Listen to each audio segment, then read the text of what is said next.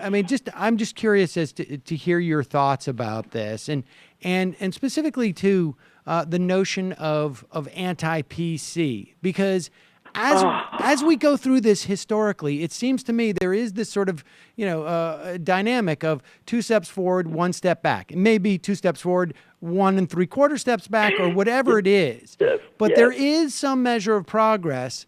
And the knuckles get a little whiter, forgive the pun, as people try and hang on to at least some measure of that sort of past legacy.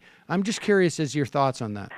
Yes, I mean, when I hear "Make America Great Again," and there was this moment where news people were asking them, okay, so when was that? And the Trump supporters would give these dates when that was 1913, so that was before blacks and women could vote. Well, no, that's not what I meant, but that was 1913. That's when we were great. Wow. 1950. Oh, that's before the Civil Rights Movement. Well, no, but yes. So what they want is an America that looks like apartheid, South Africa. And that's where access to resources are exclusively the domain of whites. Exclusively. And it's not enough. There's a saying that when you have had privilege, equality looks like oppression. Mm-hmm. It's not enough that, the recent study that came out that said it would take African Americans 248 years to equal the wealth that whites currently have. Right. That disparity is not enough, obviously.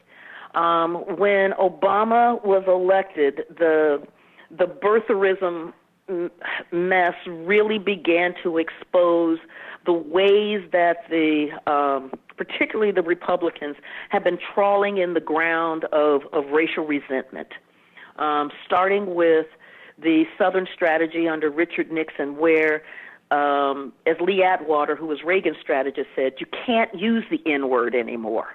It hurts you. It backfires. So now we talk about economic things like cutting taxes, or we say forced busing.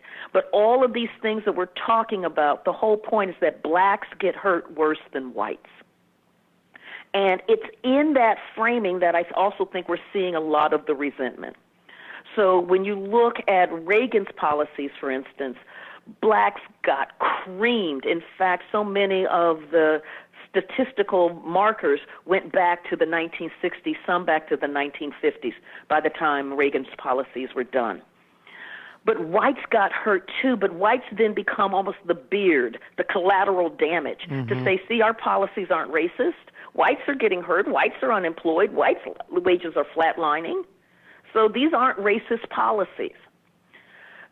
And that framing also then played to the resentment by saying the reason why whites are hurting is because, it's like Pete Wilson said, because we have to have this affirmative action in California. So when we get then to President Obama, his election just unleashed all of that vitriol and racial resentment that had been stirred and steeped and stewed since the late 1960s. The response has been, besides the hatred pouring down on this man, and I need to be really clear here, the hatred, although it's cast in terms of his policies, as they label him a socialist, this man is about as far from a socialist as you can get. It's not his policies. Right. It is his very being of being black that has unleashed this level of hatred. The voting suppression laws that came in the wake saying basically the only way that he was elected was through voter fraud.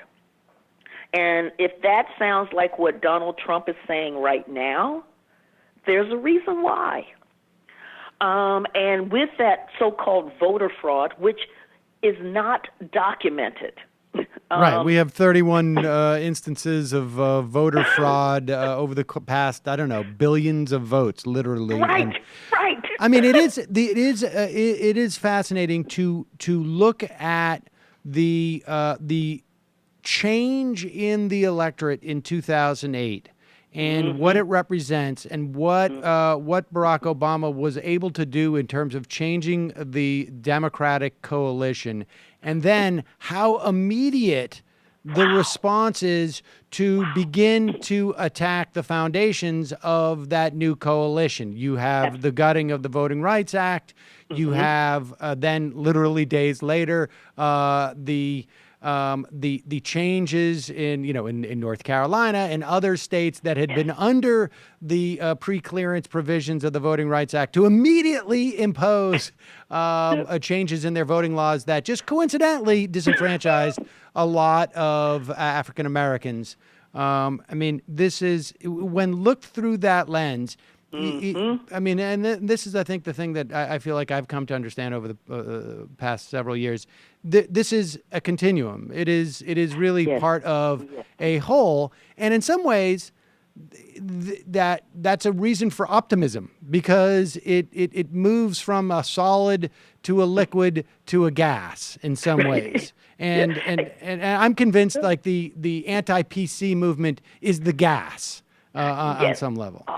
And I think because part of that is that when you really talk to a lot of people, the kind of vitriol that is spewing out of that says we can say whatever we want to say, really